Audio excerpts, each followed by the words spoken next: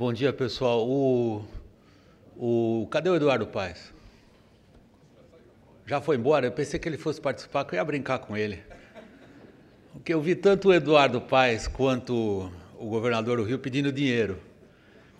Ele foi bem específico, até disse, por favor, liberem os cartões de crédito das esposas, que elas gastem, que nós estamos precisando pagar imposto e arrecadação. Isso dá uma... Eu não sei como é el portuñol de ustedes, el mío es más o menos, como soy casado con una peruana, estoy obligado a hablar, por lo menos en casa, un poco español. Me han dicho que el lenguaje de trabajo hoy será portuñol, o parecem todos confortáveis com isso. Então, o que eu ia dizendo é que dava um bom começo para a gente começar a discutir democracia e instituições na América Latina, quando o prefeito da cidade e o governador estão pedindo dinheiro, é de duas uma. Ou gastaram o que não tinham e não podiam, ou não sabem como gastar.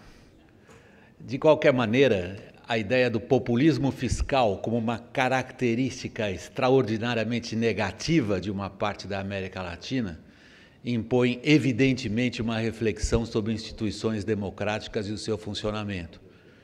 E quando a gente tem um governo federal como o do Brasil, acusado pelos auditores das contas públicas de ter desrespeitado frontalmente as leis fiscais, nós já estamos falando de uma postura em relação à democracia. Este é o tema desta primeira conversa.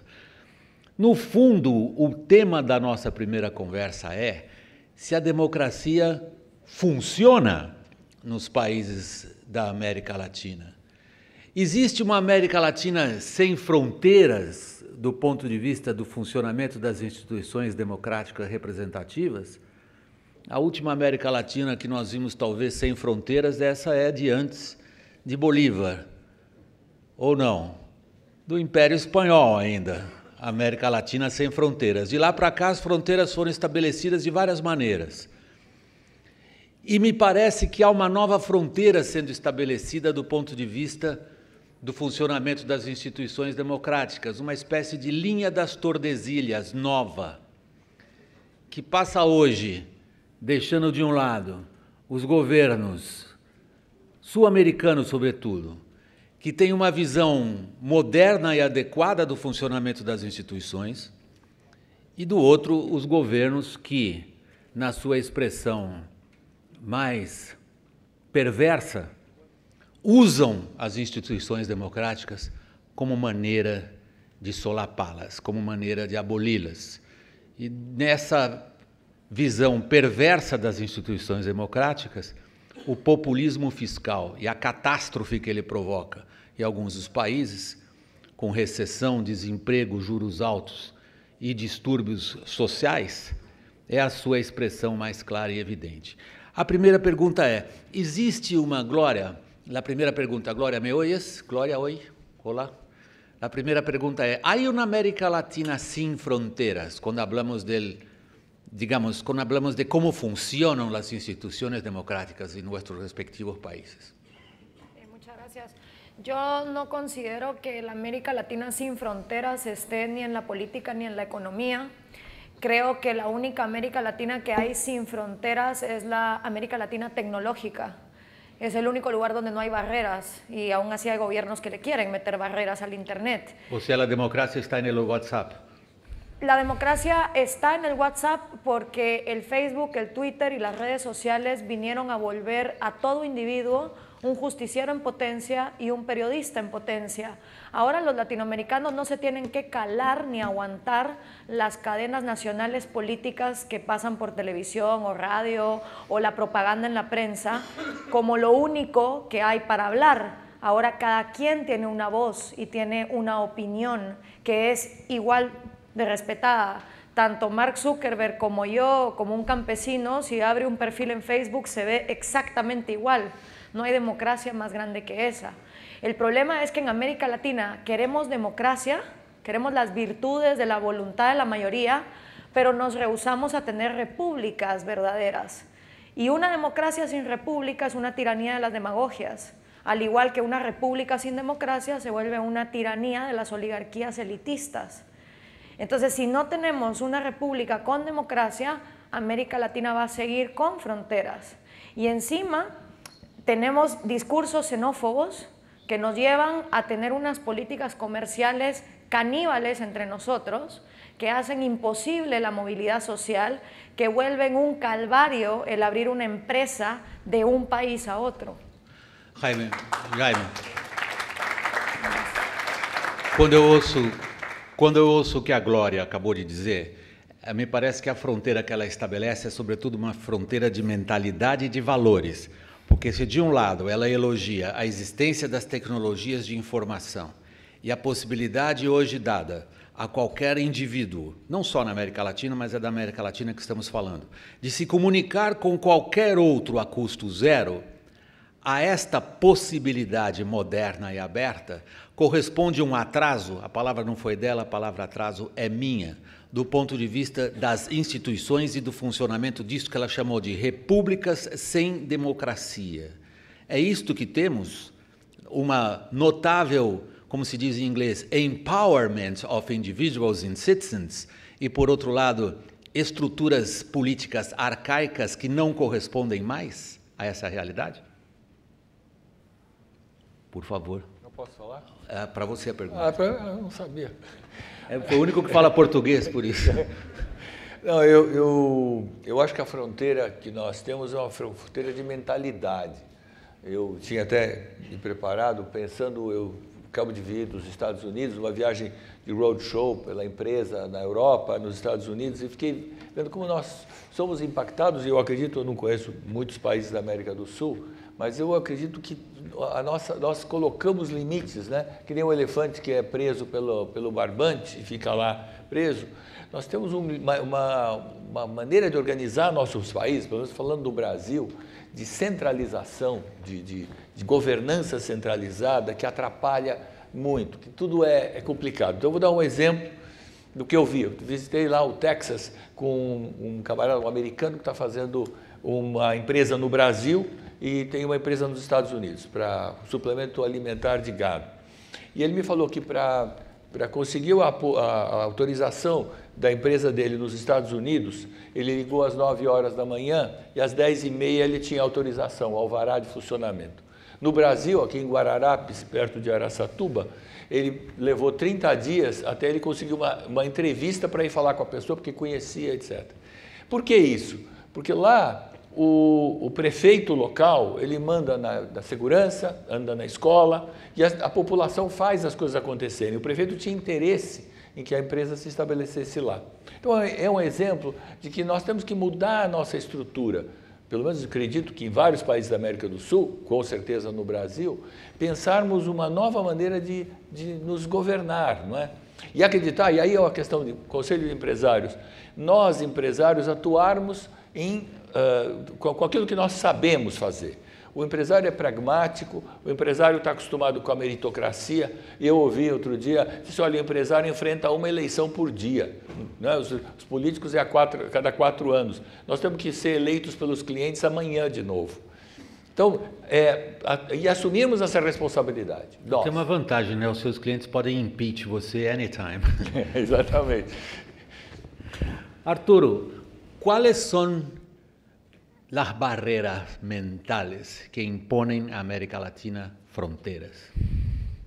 Bueno, mira, yo creo francamente de que no son tanto barreras mentales. Yo creo que lo que tenemos en la región es una situación donde las instituciones todavía no han podido desarrollarse de forma suficiente. Es cierto que estamos en un mundo revolucionario, digamos, en el sentido de que la gente participa por mecanismos distintos a los del pasado, pero no nos olvidemos de las instituciones básicas y clásicas.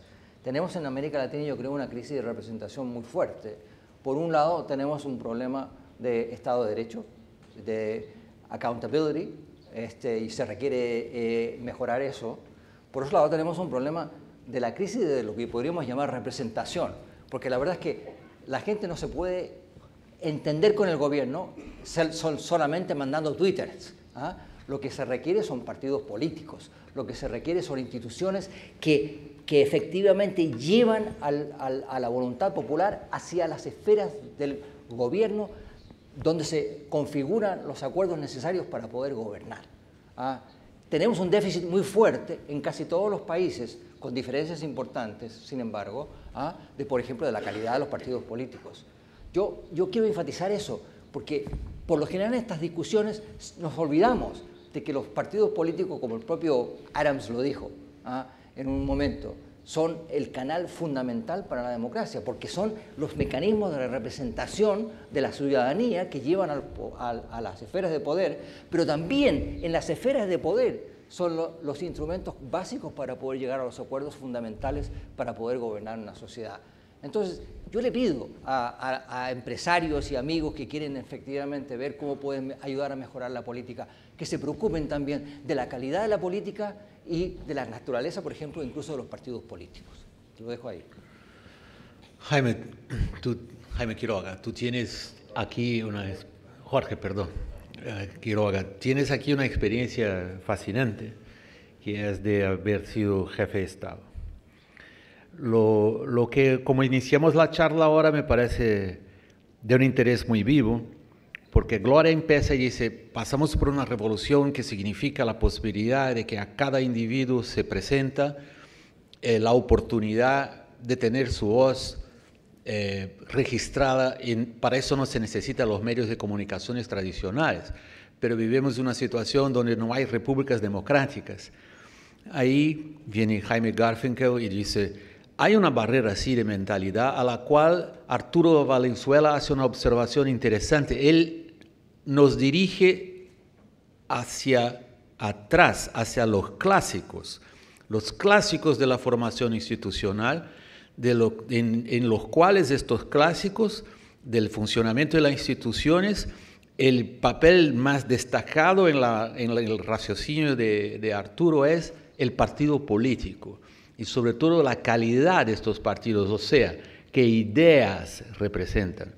Lo que me hace volver a la pregunta inicial, el principal problema cuando hablamos de fronteras en América Latina es la dificultad de identificar las ideas que hagan con que la política funcione. Bueno, gracias. Primero, buenos días y gracias a Seal, a Roberto, a Ingo por esta invitación. Como boliviano, estando acá, quiero anunciar que voy a empezar a cobrar derechos de autor por el nombre de esta hermosa playa que tenemos acá cerca. Copacabana viene de una población en el lago Titicaca, un poco más alto que esto, más frío, a 3.800 metros, pero unos brasileños tuvieron un percance, eran devotos de la Virgen de Copacabana, trajeron una réplica de la efigie, la pusieron por acá y este aquí, que esta es la playa más famosa del mundo, queremos 1% de las canciones y los usos de Copacabana para siempre. Entonces la salida al mar de Bolivia está por aquí. También podemos negociar. Está bien. Por aquí puede ser la segunda, la primera va a ser por el Pacífico, si nos va bien, estamos avanzando. Pobres peruanos y chilenos. Ahí estamos, ahí vamos a conversar. Bienvenidos a Bolivia. El próximo año la reunión no va a ser en Copacabana. Allá solamente le damos la bienvenida a Messi, que no puede meter goles. Ustedes van a venir a Santa Cruz, linda ciudad cálida donde yo he crecido. Dos comentarios, a ver, sobre se tiene o no frontera. Lo que dice Gloria es cierto, la tecnología hoy día ha roto muchas fronteras para nuevas generaciones que no están constreñidas o restringidas por viejas restricciones que se tenían en el pasado. Definitivamente el narcotráfico no tiene fronteras. Elementos nocivos de cárteles, con maras, con productores de coca, trabajan sin fronteras. Lamentablemente, en medio de la mejor década económica de la historia de América Latina, no hemos tenido la capacidad de generar y fortalecer mecanismos de integración, y particularmente me refiero a Sudamérica. La integración de Mercosur es retórica, es discursiva, no es efectiva y no funciona. La única integración de Mercosur que funciona es la de Barcelona. Messi, Neymar, Suárez, allá sí juegan juntos, allá se integran, Allá lo hacen muy bien, pero acá tenemos barreras y controles de toda naturaleza y no hemos aprovechado esta coyuntura. Sobre el tema de la democracia en medio de esta época, primero hay que reconocer que el adagio de que cuando la economía está bien, la gente no está tan celosamente vigilante del Estado de Derecho, de la justicia, de la independencia de poderes, es cierto. Y hemos tenido la mejor década de la historia de América Latina, con esta combinación mágica de voracidad insaciable de China por las materias primas sudamericanas. En Sudamérica todos tenemos energía, comida y minerales, que es lo que los chinos compraban a raudales, con precios ascendientes, y estos dólares tan baratos que también jalaban a Centroamérica y Caribe. Veremos qué sucede ahora. Estos 10 años fueron buenos. Del Canal de Panamá para el sur todos éramos chinos, exportábamos China, China se enfrió, los dólares van a empezar a cambiar de precio, llegarán momentos diferentes. Solo un comentario para concluir sobre esto de la democracia. Yo trato de ser cartesiano en esto, no filósofo ni hacer disquisiciones.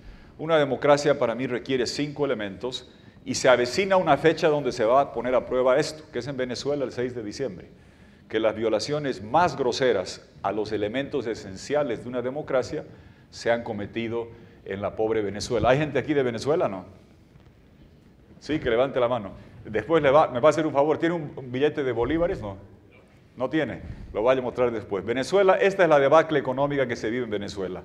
15 años de expropiaciones, confiscaciones, han destrozado todo el aparato productivo.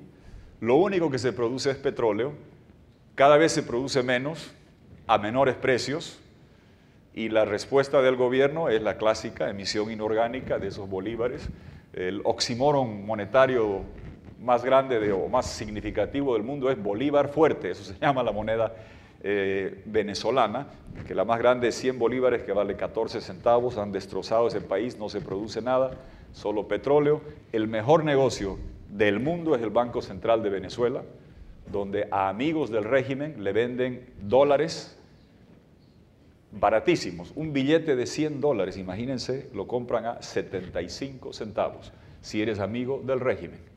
¿Para qué? Para importar productos esenciales. ¿Cuál es el destino? Se va a cuentas de Andorra y la realidad en la calle, más colas en los mercados que para un concierto de Roberto Carlos o Shakira, criminalidad galopante en las calles, inflación que se devora los bolsillos, no hay comida para el que tiene hambre, no hay medicina para el que tiene enfermo, protestas y una represión masiva. ¿Y una democracia qué requiere? 5 elementos, con esto cierro. Elecciones justas, libres y transparentes. En Venezuela va a haber elecciones, ni muy justas, ni muy libres, ni muy transparentes, sujetas a toda clase de abusos y sin observación, a pesar de los intentos que ha hecho la OEA encomiables de tener observación electoral para minimizar los abusos. Democracia requiere, segundo elemento, instituciones independientes. En Brasil yo sé que hay problemas, pero yo quisiera para todos los países de la región tener la prensa brasileña y Sergio Moro y la justicia que tienen acá. Democracia no garantiza que no haya corrupción, que no haya problemas. Sí que se denuncie e investigue como está sucediendo acá y que se procese de forma debida. Les garantizo que los problemas en Venezuela y otros países son 10 veces peores, pero no hay prensa libre, no hay justicia independiente. Cuando una jueza, Afiuni, falla en contra de la disposición del régimen, la meten presa a la jueza y la violan físicamente, no metafóricamente, en la cárcel. Control de las instituciones, elecciones no son libres y ni transparentes, prensa libre ni por asomo, 22 periodistas detenidos, encarcelados, tuiteros. Gloria hablaba de la importancia de Internet. Hay 4 jóvenes tuiteros presos en Venezuela. Yo por eso tuiteo mucho de Venezuela, porque por retuitear todavía no han metido preso a nadie, pero ese es el control sobre la prensa libre, de oposición, otro elemento de democracia. ¿Qué va a existir oposición? Con la sentencia sañuda contra Leopoldo López, y definitivamente, si no hay elecciones ni muy justas ni muy libres, no hay instituciones independientes, no hay prensa libre, se criminaliza la oposición, tampoco existe el quinto elemento que se llama la regla Sarney, sabio Sarney brasileño, que decía cuando concluía su primer mandato después de gobiernos militares. Sarney decía, democracia es lo que yo hice anoche. Le preguntaron, ¿qué hizo anoche? Hice maletas. hacer maletas en la fecha establecida es un elemento central de democracia. Hay gobiernos y regímenes al influjo de lo que ha pasado en Venezuela que han cambiado las reglas para permanecer en el poder eternamente, que han conculcado libertades, pisoteado derechos y que han hecho un enorme daño. Por eso sé que SEAL es estrictamente empresarial, pero si se va a hacer defensa de principios de la democracia, más allá de los partidos, de las dificultades, defiendan estos principios: elecciones transparentes, instituciones independientes, prensa libre, que se pueda pensar diferente sin por eso ser perseguido, y eso se viene este año en 6 de diciembre y ojalá que todos apoyemos a Venezuela.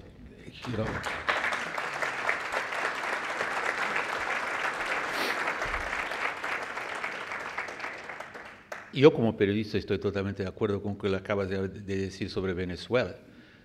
Lo que me parece que es una cobardía injustificable es el apoyo silencioso o un poco más silencioso que el gobierno brasileño, por ejemplo, les da a Venezuela.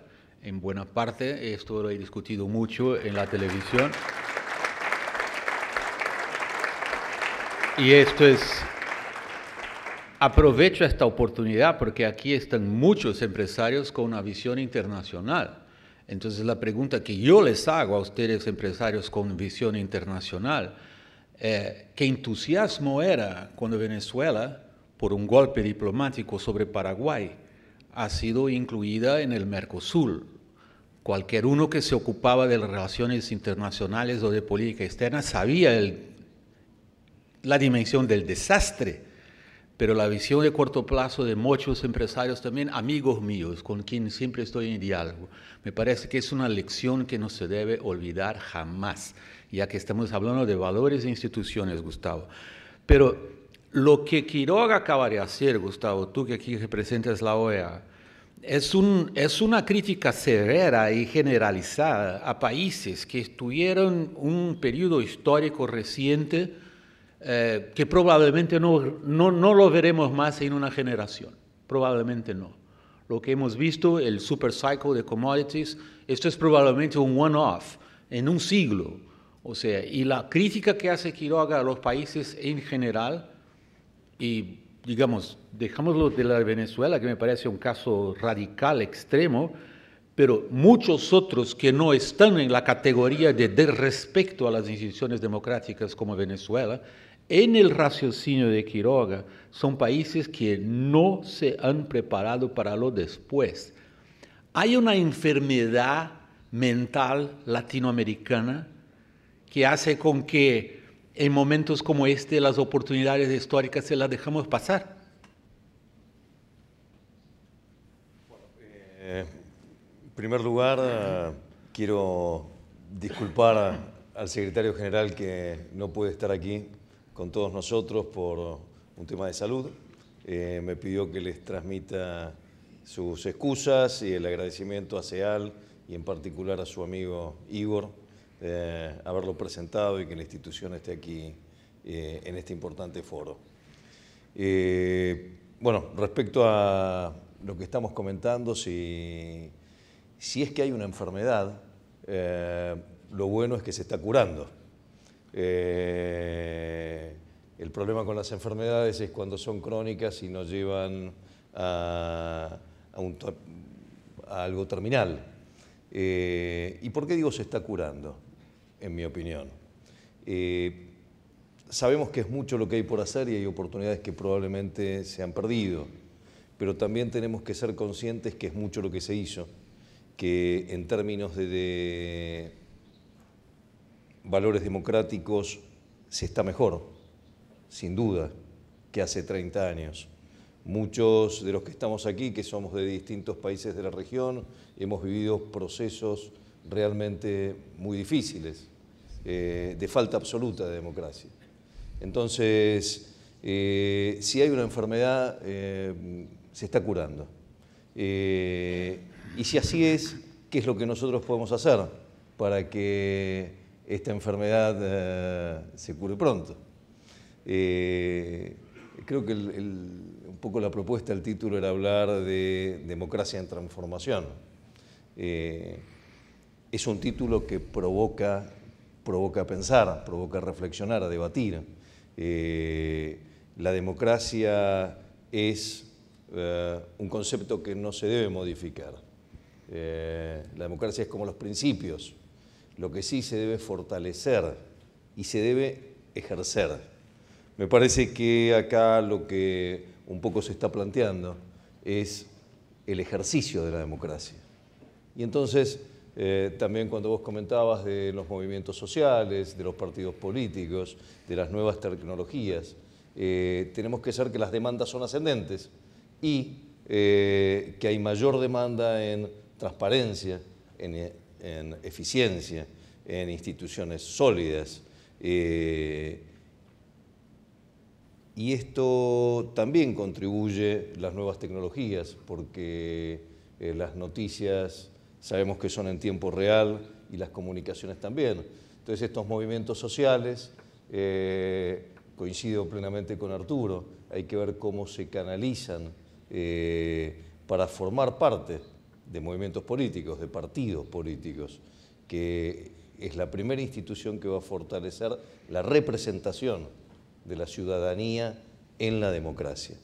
Entonces creo que es mucho lo que tenemos por hacer, pero soy optimista. Me parece que esto, que es un gran desafío para los actuales gobiernos, es una gran oportunidad para la sociedad civil, para el sector privado, de poder lograr que todos estos reclamos de transparencia, de eficiencia, se lleven a cabo y se cure esta enfermedad en un corto tiempo. Gloria, me parece interesantísimo tu presencia aquí, sobre todo por los ejemplos recientes que tenemos en política internacional del papel, del rol de las tecnologías de información. Yo estoy hablando de lo que pasó en los países árabes desde 2011. Todos tenían Twitter, todos tenían Facebook, todos se organizaban por las redes sociales, una capacidad de movilización que no lo habíamos registrado, no lo habíamos constatado antes, así como tú dices de América Latina hoy. En ningún país árabe se llegó a la misma conclusión. Y el Nobel de Paz de este año, que tú lo has notado, fueron a organizaciones de la sociedad civil con un plan muy claro de actuación, de compromiso y de cooperación, muy parejo a lo que dice Arturo Valenzuela, o sea, que la capacidad de transmisión de las ideas no es una función de la tecnología de la información, pero de la capacidad de las sociedades civiles de encontrar formas de organización que son, sobre todo, las clásicas instituciones de la representación política. ¿Qué desafío esta situación presenta a ti? Porque mi idea es que las redes sociales son tan buenas cuanto las ideas que trafegan por ahí. Podemos hablar de las redes sociales del Estado Islámico, por ejemplo. No sé si te gustan las ideas del Estado Islámico. Las redes sociales son un vehículo y una herramienta. Si la persona que está escribiendo no tiene ideas políticas y no entiende cómo funciona la economía, vamos a alborotar el hormiguero, va a salir todo el mundo a manifestar, pero luego nadie va a saber componer. Entonces lo que tiene son protestas que luego no se transforman en propuestas. Entonces, ¿qué pasa en la primavera árabe? Se vuelve un invierno árabe, y lo mismo va a pasar en América Latina. Porque los jóvenes de este continente han sido excluidos de tener un debate político, ¿sí? Estamos en una generación que nos enseñaron que veníamos de conflictos armados, de guerrillas marxistas, donde tener una ideología era pecado. Entonces, ¿qué le decía la abuelita al niño? No se meta en política, cállese la boca, no piense, no pregunte. Entonces, hoy tienes una generación que se da cuenta del robo burdo de los gobiernos, que se pone histérica y que sale a las calles a protestar y que dice, estoy enojado con mi presidente, estoy enojado con mi ministro, con mi diputado porque es un ladrón. Pero cuando tú ya llegas con ese joven y le preguntas, ok, ¿y qué propones para que el gobierno no robe? No sé, que me digan ellos, que el gobierno resuelva. Y eso es lo que estamos viendo en las redes, y eso es lo que estamos viendo en las protestas. Yo me he juntado con jóvenes manifestantes de Ecuador, de Venezuela, de Nicaragua, de Guatemala, de Argentina, de Chile, y el cáncer es el mismo. Incluso aquí en Ven Pra Rúa había gente que sí, fuera Dilma, esa es la consigna, ¿no? Que se larguen los políticos corruptos. Yo me acuerdo cuando decían en Buenos Aires que se vayan todos. Bueno, pero luego tú ves en Ven Pra Rúa gente con la t-shirt del Che Guevara y otro a la par diciendo más Mises, menos Keynes. O sea, ya cuando te vas a lo específico, nadie tiene idea de lo que hay que hacer en economía y en política, y yo se lo achaco a algo que me gustaría enseñar en una presentación que tengo ahí, que es el círculo del victimismo que da paso al populismo, porque yo sí creo que hay enfermedades mentales en América Latina que tienen a los jóvenes completamente zombies, y que aunque tienen herramientas que nunca antes en la historia de la humanidad se habían tenido, siguen siendo víctimas de ciertos paradigmas que no les permiten el raciocinio lógico. El primero es, en la mesa no se habla de política. Ya esa es una enfermedad mental, el hecho de que a los jóvenes latinoamericanos se les impida hablar de política. La segunda es el poco respeto por la ciencia y por los hallazgos de la ciencia. La mayoría de empresarios que trabajan en empresas tecnológicas no sabrían fabricar ni tienen idea de cómo funcionan los adelantos tecnológicos de los cuales ganan dinero. Los jóvenes latinoamericanos, en lugar de estar aprendiendo de ciencia, están aprendiendo adoctrinamientos en libros donde sale Hugo Chávez dándole la mano a Simón Bolívar mientras Jesucristo los abraza a los dos.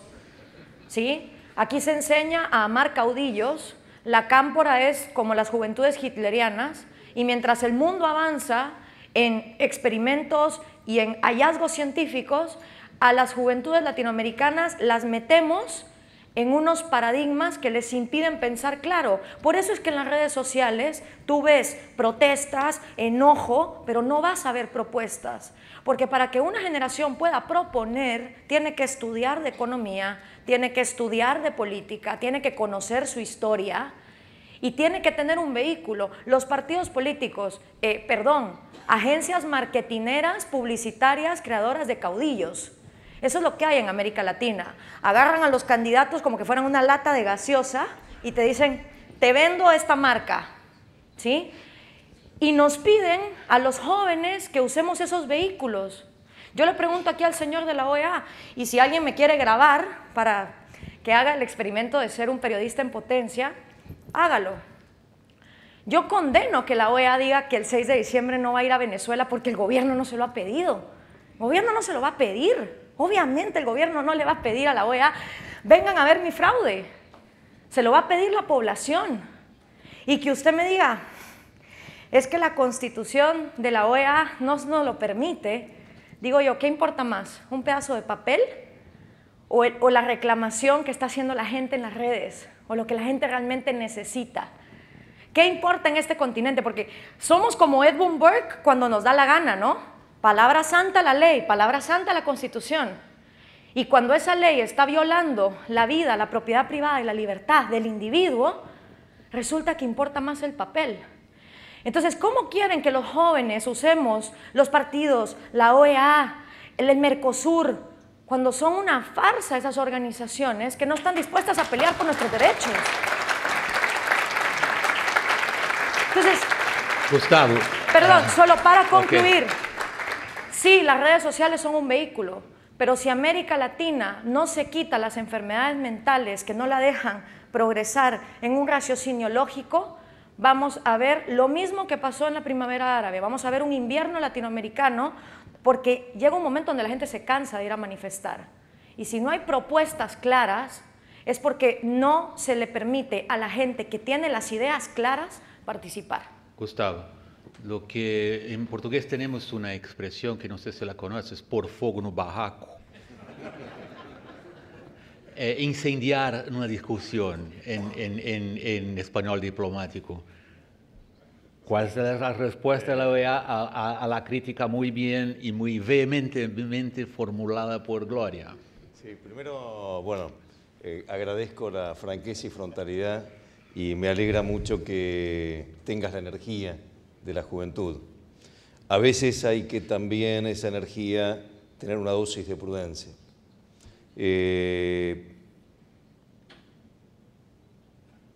Hablar de enfermedades mentales puede ser muy duro para quienes formamos parte de esa sociedad y nuestras familias lo forman. Hablar de algo que es un cáncer también puede ser extremadamente duro cuando se sabe lo que es. Yo tuve cáncer. Y son cosas que no se eligen. La vida muchas veces nos hace transcurrir caminos que no elegimos. Y esto también le pasa a las sociedades, le sucede a los países, le sucede a las organizaciones. Lo que estabas haciendo referencia específicamente de la OEA y que te pude explicar antes de entrar, ella me preguntó por qué la OEA no iba a participar en el proceso electoral que tiene Venezuela. En primer lugar, la OEA está capacitada para hacerlo y le gustaría, pero la Carta Constitutiva de nuestra organización, que de alguna manera, para hacer un paralelismo, es como la constitución societaria de cualquier empresa privada, es la que nos dice qué podemos, qué no podemos y qué debemos y cómo debemos hacerlo. La Carta Constitutiva de la OEA establece que las misiones electorales serán realizadas cada vez que un país así lo solicite. También la Carta Constitutiva habla de un principio de no injerencia. ¿Esto qué quiere decir? Que nosotros no tenemos la posibilidad de a cualquier país miembro de los 35 países que conforman la OEA ir si no es solicitado. Entonces esto de ninguna manera es un acto de cobardía, porque si la OEA fuese cobarde, el secretario general de la OEA no hubiese estado presente en el límite de Venezuela y Colombia, defendiendo a quienes estaban en un estado de migración, dándoles lo que les faltaba, que era confianza. Entonces, también nosotros, si queremos fortalecer la democracia y sostener los sistemas democráticos, los que estamos preocupados y ocupados en eso, lo tenemos que hacer a plena conciencia de quienes están contribuyendo para eso se logre, con prudencia, con temple, con sabiduría.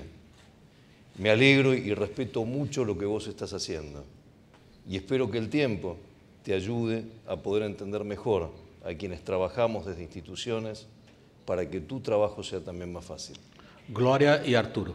Yo llevo estudiando 10 años lo que es el desarrollo internacional y los organismos, porque mi sueño era tener un puesto en la OEA o en el Fondo Monetario o en el Banco Mundial, hasta que me di cuenta que realmente por ahí yo no iba a lograr mi objetivo, que era el empoderamiento del individuo. Y lo he logrado más gracias a otro organismo internacional que se llama Facebook y se llama Twitter, y que avanza a pasos más agigantados y que ha logrado muchas revoluciones, como por ejemplo la renuncia de Otto Pérez Molina, el presidente de mi país, mucho más efectivamente que organismos internacionales que fueron creados hace años. País no es sinónimo de gobierno. Usted específicamente me dijo que no iban a ir a Venezuela porque el gobierno es quien lo tiene que solicitar, porque así está redactado en la Constitución de la OEA, lo cual para mí no es palabra santa. Cuando un papel no representa lo que la gente necesita, debe modificarse. Hasta Edmund Burke, que era uno de los constitucionalistas más fuertes inglés, reconocía que la Constitución sí era una carta magna siempre y cuando los derechos individuales de vida, libertad y propiedad prevalecieran. ¿De qué nos sirve una Constitución que nos dice que si el gobierno corrupto, fraudulento, que ha acabado con el equilibrio de poder, es el único que puede pedirle a la OEA que entre? País no es sinónimo de gobierno, porque ahí estamos cayendo en lo que los populistas dicen. Pueblo, y todo lo que el pueblo quiera es gobierno, y lo que está en contra del gobierno no es pueblo. Un país es su gente, y su gente está pidiendo a gritos observación internacional. Y si el papel dice que solo el gobierno lo puede solicitar, el papel hay que cambiarlo, porque si no tenemos un papel que no nos sirve de nada. Las leyes deben funcionar para que los derechos individuales, porque el individuo, que es la minoría más pequeña, debe ser respetado. De nada nos sirven constituciones que violan la minoría más pequeña que hay, que es el individuo.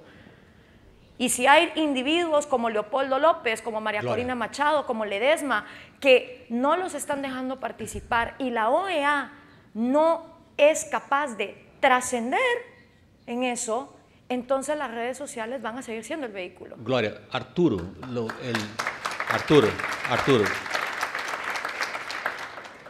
El desafío que Gloria presenta es fundamental, porque lo que dice ella es que las instituciones multilaterales que se lograron constituir por los últimos 70 años más o menos, ya no corresponden a la realidad política de los países latinoamericanos primero, y segundo, al anhelo, a lo que quieren sus poblaciones.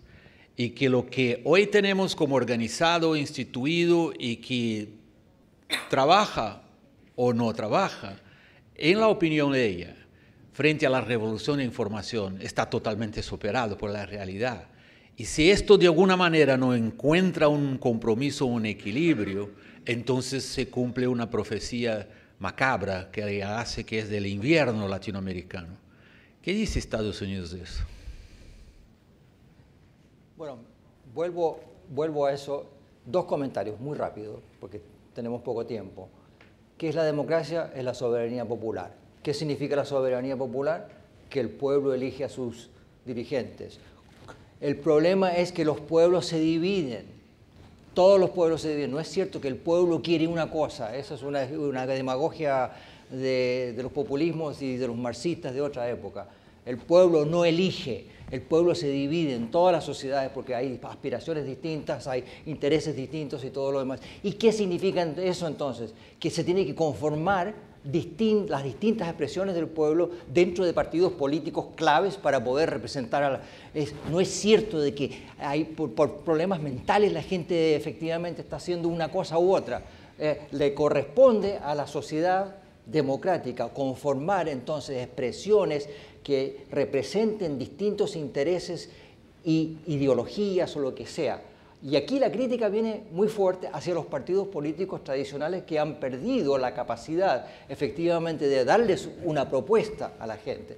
Pero yo insisto nuevamente de que sin partidos políticos no puede haber democracia representativa y es en ese sentido que tenemos que fortalecer eso. Ahora voy a la segunda. ¿Qué dice Estados Unidos de esto? Miren, yo estuve en la Casa Blanca con el presidente Clinton cuando tuvimos que trabajar muchos temas en América Latina y en ese momento se trabajaba muy de cerca con la OEA, muy especialmente, francamente. Y hay muchas crisis que abordamos en ese momento. Acordémonos de que hay ahora 18, con la salida de Pérez Molina, presidentes que no terminaron su gestión en esta época de gobiernos democráticos, o sea, después de la Guerra Fría, 18. Solamente probablemente hay 2 golpes de Estado clásicos en esta situación, pero gobiernos fracasados. Entonces, y eso se manejaba relativamente bien con la OEA. ¿Por qué? Por lo siguiente, y tú lo intimidaste cuando dijiste cuál es la posición del Brasil hoy día, porque la OEA en un momento tenía una especie de comité ejecutivo de países responsables que estaban tratando de ver cómo se podía avanzar en los temas fundamentales, que no podría haber revertimientos autoritarios en la región, que había que efectivamente mejorar las prácticas y democráticas en la región. Pero el gobierno de Brasil ha entendido OEA como un instrumento de la política estadounidense. ¿Ves? Y ha formado un bloque para, digamos, vaciar a OEA.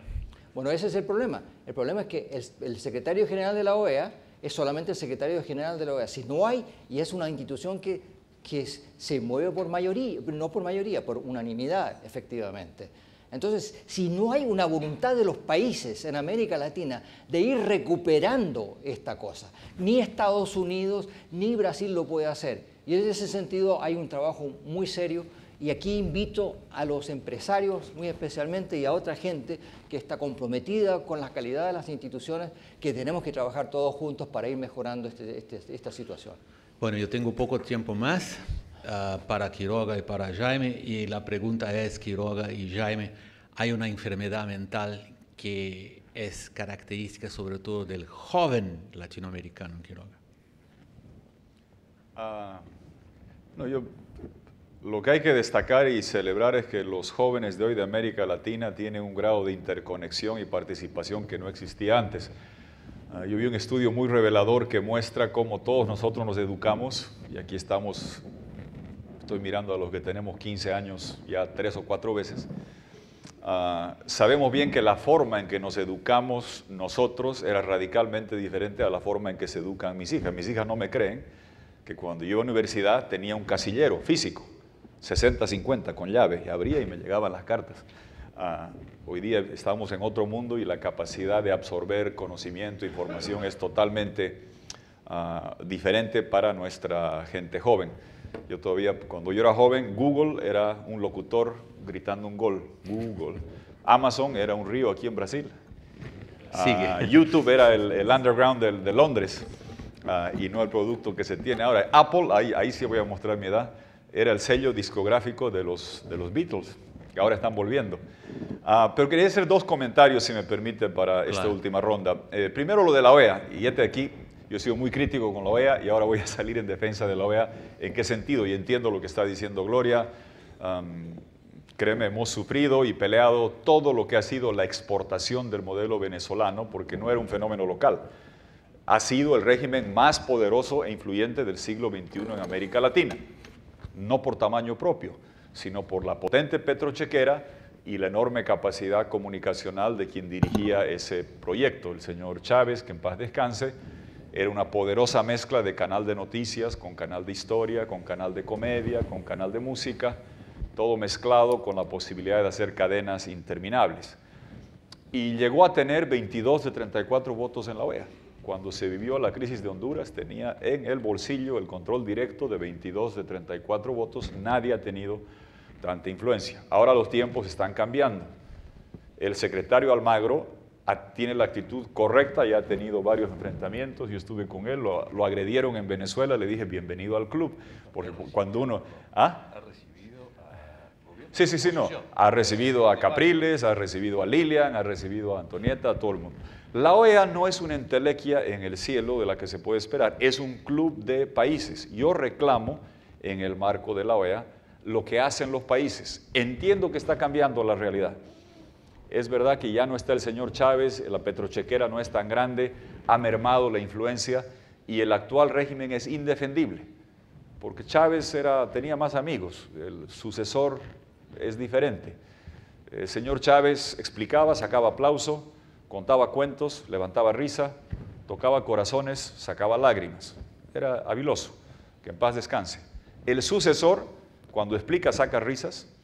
Cuando la gente va al mercado sale llorando porque no hay que comer, y el aplauso será cuando esté dejando el cargo. Es diferente, ya no es defendible. Pero ¿qué sucede? Todavía quedan resabios de la petrochequera y hubo un examen en el voto de la situación de Colombia. Una situación atroz, el sueño de Donald Trump hecho realidad, puesto en la práctica en el puente Simón Bolívar entre Colombia y Venezuela. Donald Trump, creo yo, que tiene tantas posibilidades de ser presidente de Estados Unidos como yo de ganar el Miss Universo, el concurso que él tiene, no va para lejos. Pero Maduro puso en práctica las políticas xenofóbicas, racistas, de expulsar, deportar. Simón Bolívar, si vuelve a nacer, se muere de ver que el puente que simboliza la integración de 2 países hoy es un muro, todo para fines políticos electorales. Asamblea de la OEA, 17 votos para que se convoque la reunión, 5 por Venezuela y el resto absteniéndose. Ahí es donde hay que reclamar. La Carta Democrática de la OEA establece, artículo 20, que ante un rompimiento constitucional cualquier país miembro puede convocar el Consejo Permanente y pedir y obligar a tener esta misión de observación electoral. Y ahí yo reclamo lo que estabas diciendo, el silencio estruendoso de Brasil, hermano mayor del hemisferio. ¿Y por qué a Brasil? Porque yo sé que no va a ser el avesado de Paraguay o de Honduras el que fomente esto. En la medida que Brasil siga contemporizando con los abusos y no tome un rol activo, va a ser imposible. Si lo hace Estados Unidos es un favor a Venezuela, el imperio y todos los discursos. Pero Brasil, hermano mayor, ya debería tomar acciones. ¿Cómo fue tan rápida y acelerada? La suspensión de Paraguay de Mercosur fue rapidísima. e ingresa a Venezuela. Hay cláusulas democráticas en todos los tratados constitutivos, de Mercosur, de la OEA, de la Comunidad Andina, de la Intergaláctica, de la CELAC, todas tienen cláusulas democráticas que lamentablemente se aplican en Guatemala, se aplican en Paraguay, pero tienen excepciones para los países ALBA, que en el diccionario es amanecer, pero en democracia es noche oscura, cuando llegan estos regímenes. O sea que el reclamo hay que hacerlo. Si se quiere garantizar paz, tranquilidad y transición en Venezuela, para que la gente pueda cambiar de rumbo con voto, es la observación, para que el resultado sea aceptado. Este gobierno actual va a hacer fraude, va a hacer abusos, sí, pero si hay observación, se los minimiza y se le permite al pueblo venezolano cambiar de rumbo votando. Es como en el fútbol. Mi equipo es muy malo, Wilstermann de Cochabamba. Si tenemos que ir a jugar a Barcelona en el Camp Nou, ni aunque el árbitro esté a favor nuestro, le vamos a ganar. Ah, pero si no hay observación y nadie está mirando, mis jugadores van a entrar con pistola, con machete, y que se acerque Messi, lo vamos a agarrar a palos y ahí veremos cuál es el resultado. Esa es la importancia de la observación, minimizar los abusos y permitir que el pueblo con el voto cambie de rumbo este 6 de diciembre. Jaime, para terminar as suas observações finais sobre uma roda que a Glória provocou, que é uma pergunta sincera que ela faz, não é simplesmente retórica a pergunta que ela fez, a respeito do que pensam os jovens latino-americanos, afinal, quando estamos reunidos aqui tentando entender que tipo de fronteiras ou de barreiras nos separam. Eu acho que nós, saindo do macro para ir para o micro, volto à ideia que nós estamos aqui no Conselho de Empresários. Eu vejo que nas empresas a gente tem uma aceitação de que os executivos das empresas dão a direção e a empresa vai naquele rumo. Como no avião, nós temos a classe executiva e a classe turista. Estava dizendo para minha mulher essa semana, eu disse, olha, se a gente fizesse uma votação aqui no avião, evidentemente a classe turista ia ganhar, porque tem mais gente na classe turista do que na business. Ia eleger o piloto. Aí iria eleger o comissário de bordo que serve o lanche para ser o piloto. Então, qual é o problema que nós estamos vivendo e que vai acabar impactando nos países que ficam sujeitos ao populismo? O que é o populismo? É eleger o comissário para ser o piloto. Então, o grande desafio nosso de empresários é ajustarmos um discurso novo, uma comunicação nova, em que a gente possa influenciar a classe turista, dizendo, olha, confiem que a gente tem boas ideias e que a gente sabe eleger um piloto melhor. E aí vamos eleger pilotos melhores que vão cooperar mais e provavelmente não teremos essas injustiças que estamos vivendo na América do Sul. Você sabe que a Dilma interfere até na rota do avião, né? Pessoal, muito obrigado pela participação, pela atenção de vocês. Minha colega vem aqui, logo mais tem outra conversa.